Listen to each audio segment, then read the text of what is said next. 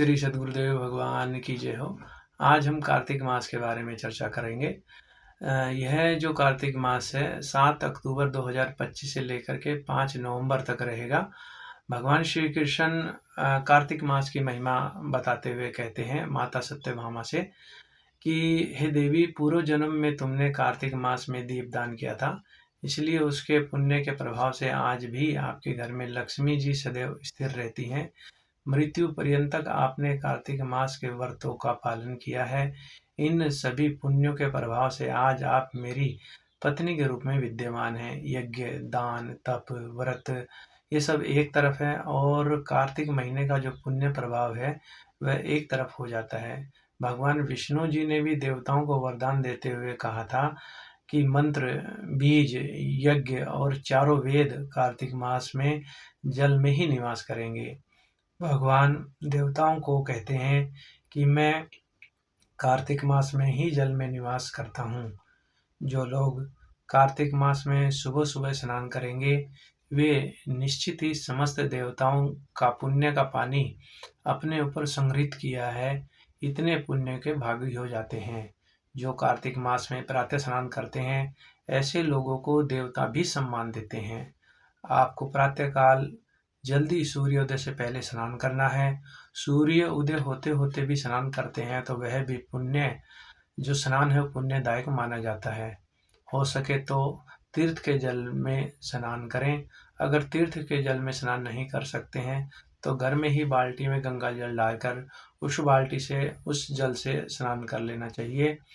और अगर गंगा जल नहीं हो तो सादे जल से ही हर हर गंगे बोलते हुए स्नान कर लेना चाहिए। ओम नमो नारायण बोलते हुए स्नान कर लेना चाहिए। जो लोग बूढ़े हैं, बीमार हैं, स्नान नहीं कर सकते, वे अनाज का दान करें और उन्हीं कपड़ों का दान करें जो कार्तिक स्नान वाला पहन सकता हो। उसका दान करके पुण्य उसका ग्रहण कर सकते हैं।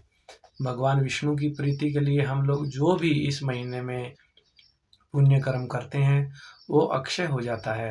कार्तिक महीने में जितना हो सके उतना पापों से बचना चाहिए, पुण्यों को करना चाहिए। जो मानव देह पाकर कार्तिक मास में स्नान नहीं करता वह अपने माता पिता के अपमान यानी तिरस्कार के समान पापी कहा गया है। कार्तिक मास में किसी को अन्नदान करते हैं तो वह हमारा पुण्य अक्षय हो जाता है। कच्चा अन्न हो या पक्का अन्न आप दान कर सकते हैं। कार्तिक मास में जो दूसरों के अन्न का त्याग करते हैं उससे पाप तो नहीं कहा गया पर अधिक पुण्य जरूर कहा गया है। जो लोग यह व्रत का आचरण नहीं कर सकते वे लोग संकल्प पूर्वक धन दान से कार्तिक मास का व्रत आचरण करना चाहिए। जो लोग पुण्य कर्म कर सकते हैं उनको कुछ धन प्रदान करें, इससे उनके पास कार्तिक का पुण्य प्रभाव आने लगता है। जिसके पास धन नहीं है दान देने के लिए वे लोग नित्य रोज थोड़ा तीर्थ के जल का पान करें, मतलब गंगा जल को पीना चाहिए। जो यह भी नहीं कर सकता है वह नित्य नियमित हरि नाम का सुमरण करे या गुरु मंत्र का अखंड जप करे या भगवान नाम का जप करे। कार्तिक मास में ऐसा करने से उसको कार्तिक मास का फल सहज में ही मिल जाता है। जो लोग कार्तिक में नॉनवेज खाते हैं उनको राक्षस की योनि मिलती है।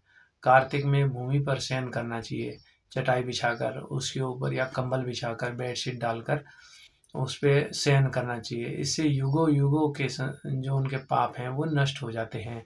भूमि पर शयन करने से जो लोग मन से या वाणी से पुष्कर तीर्थ का सुमरण करते हैं तो उनके 1,00,000 करोड़ गुना पुण्य मिल जाता है। कार्तिक में दाल, लौकी, गाजर, अमरूद का सेवन नहीं करना चाहिए। जिनके ललाट पर तुलसी की मिट्टी का तिलक हो यमराज उनकी तरफ देखने का सामर्थ्य भी नहीं रखते हैं। पूरे 12 महीने तुलसी या बड़दादा की मिट्टी का तिलक कर लेना चाहिए। कार्तिक मास में तुलसी जी को जल देना चाहिए और इसमें नया पौधा भी आप लगा सकते हैं। इस महीने में दीपदान जरूर करना चाहिए। सुबह सूर्योदय से पहले दीपदान करना चाहिए।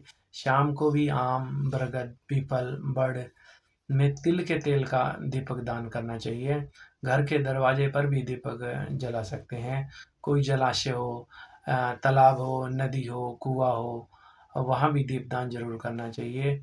मंदिर में भी दीपक जलाना चाहिए। तुलसी में को भी दीपदान जरूर करना चाहिए। कार्तिक मास में दीपदान करने से अनेक जन्म के पाप नष्ट हो जाते हैं। तो सभी लोग इसका अधिक से अधिक लाभ लेंगे। हमने बचपन से बड़े बुजुर्गों से सुना है, हमने देखा भी है इस बात को, कि जिन लड़कियों की शादी नहीं हुई है, अभी शादी नहीं हुई है, वो कार्तिक मास पूरे महीने सुबह सुबह स्नान करती हैं तो उनको अच्छा वर भी प्राप्त होता है। ऐसा हमने बहुत सुना है, देखा है, आप लोगों ने भी सुना होगा। इसलिए महिलाएं जो हैं वो कार्तिक मास सुबह सुबह स्नान का संकल्प लें और सभी लोग इसका पालन करें। हरि ओम, हरि ओम।